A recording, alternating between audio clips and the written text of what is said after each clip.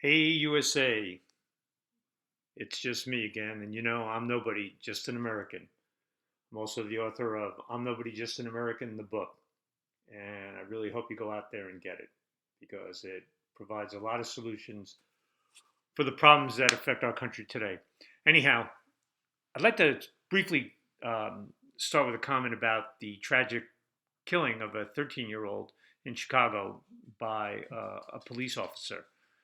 And the reason I'm going to speak about this is because in my last podcast, I talked about the George Floyd situation and how people are making a hero out of George Floyd and reacting violently in various cities around the country uh, with relationship to it. Yet, as I pointed out last week, we had 40 children in Chicago last year who were murdered, and basically most of them go unnamed and very little public attention is paid to them. But now we have a 13-year-old, and what was this 13-year-old doing? Let's think of the backstory for a second. This 13-year-old was out at 2 a.m. in the morning on a school night with a 21-year-old felon. And what were they doing? They were shooting at cars that were passing by, and this is why the authorities were called. And I have just one simple comment as it relates to this story.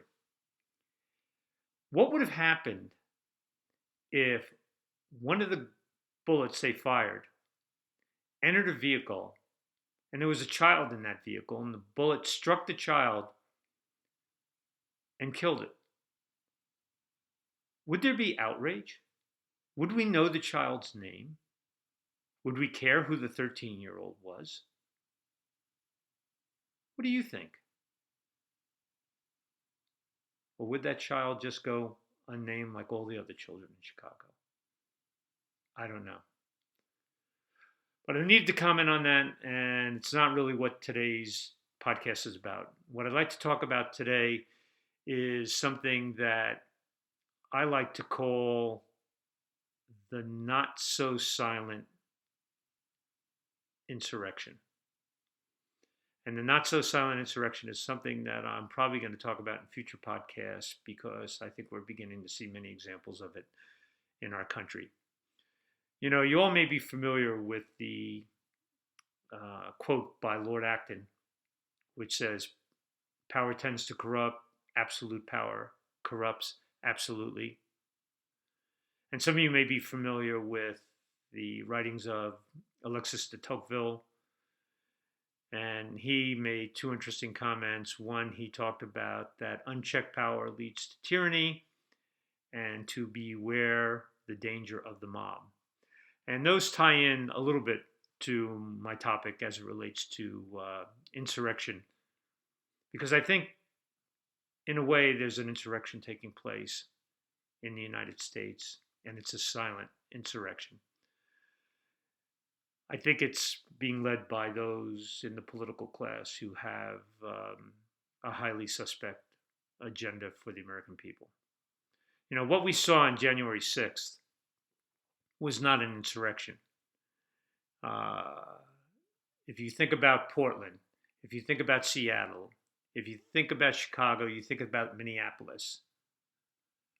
What took place and what's taking place in those cities dwarfs anything that took place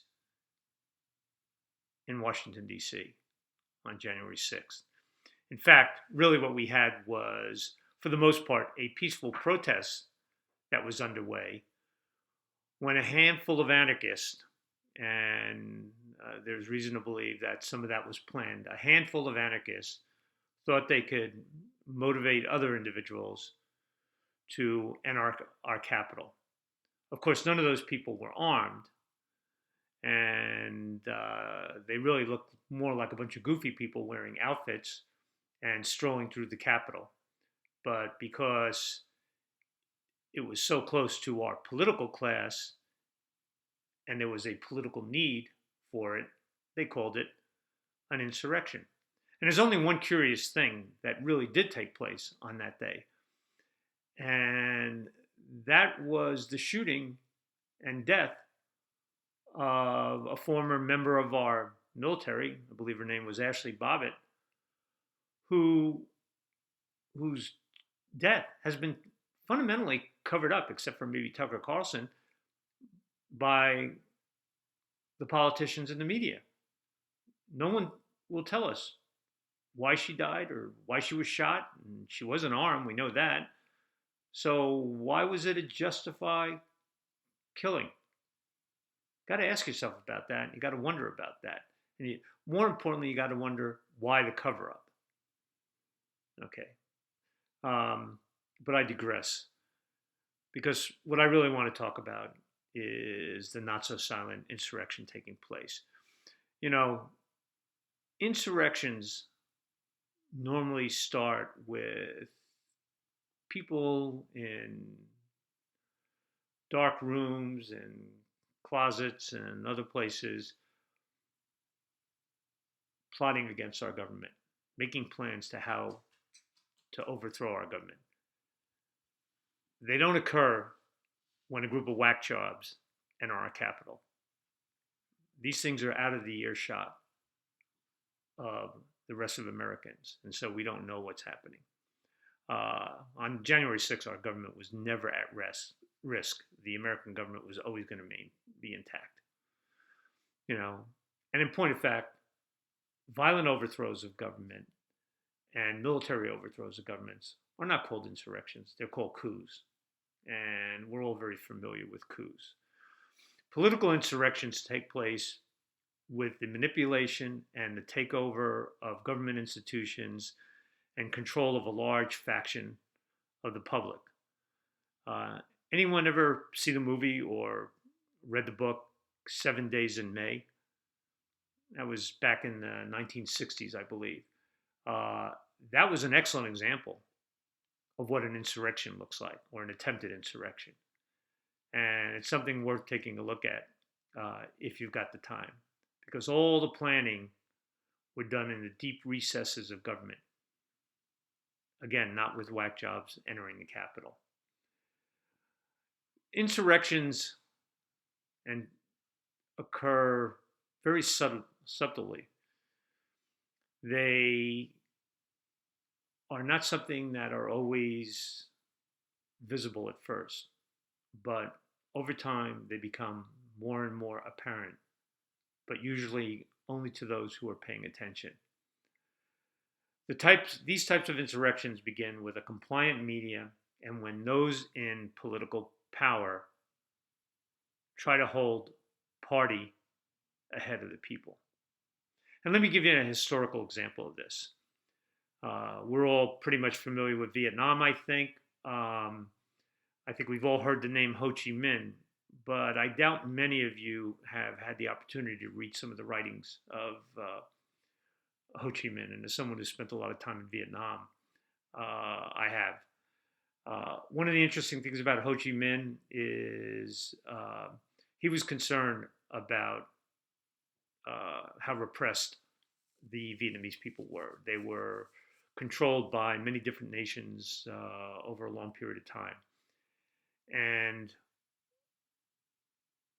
he wrote about the Vietnamese people. He wrote that the Vietnamese people had to have their own sovereignty. They had to become self-sufficient. They had to have their own sustainable government. And that's what his desire was in his very early writings for the Vietnamese people. But what happened? Later in his life, he became influenced by Lenin and Marx. And suddenly, with that influence, his writings began to change. Suddenly, his writings began to talk about the party, and that the party could be the aid of the Vietnamese people. And the party would do for the Vietnamese people. And the party this, and the party that. But everything became about the party, and the people's reliance should be on the party. Not only should their reliance be on the party, they should adhere to party doctrine. And that was only one party, the Communist Party. And if you didn't adhere to the doctrine, you might get canceled. Sound familiar? The first impact of not so quiet insurrections, besides media manipulation, are the attempts to impact the election process. You don't have to be real surreptitious about it. You just have to have an impact on it. You need to create confusion and divide and make factions believe that they're being treated unfairly. This is driven by language and distractions designed to create other fractures within public factions. Start getting people to disagree with one another, and they won't pay attention to what you're doing. I think back on Publius, Hamilton and Madison, who wrote in Federalists 9, 10, and 51 about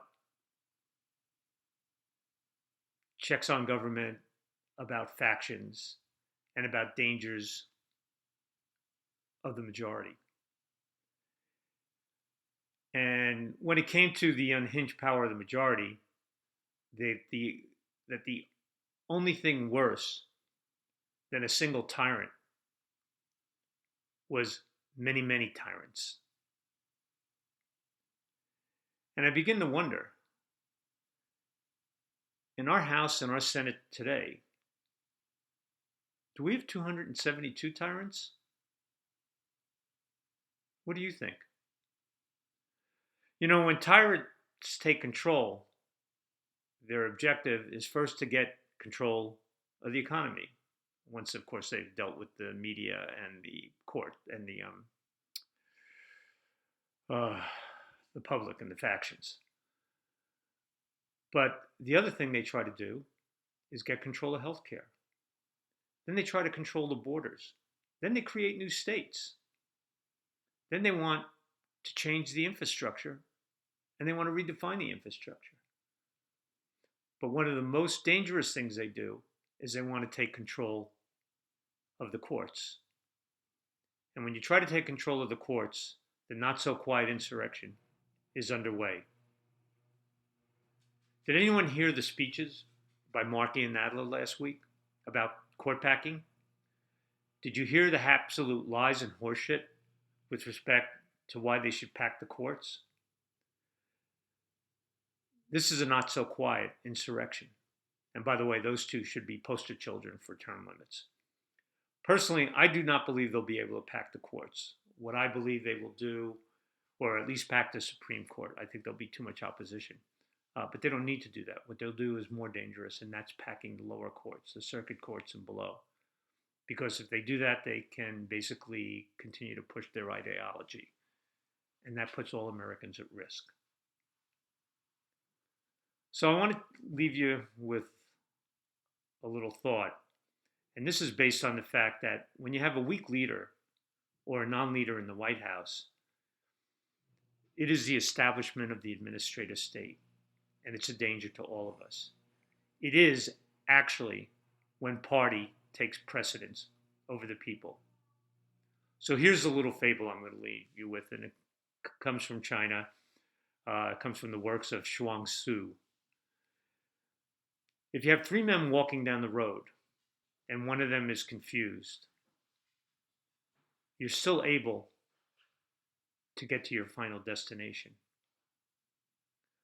But when two of the three men are confused, you wander till you're exhausted and you never get anywhere. Right now in this country, I think we have 1 plus 272 who are confused. I want to thank you for watching today. And I want you to please go out and get the book. I think you'll enjoy it. Thanks again.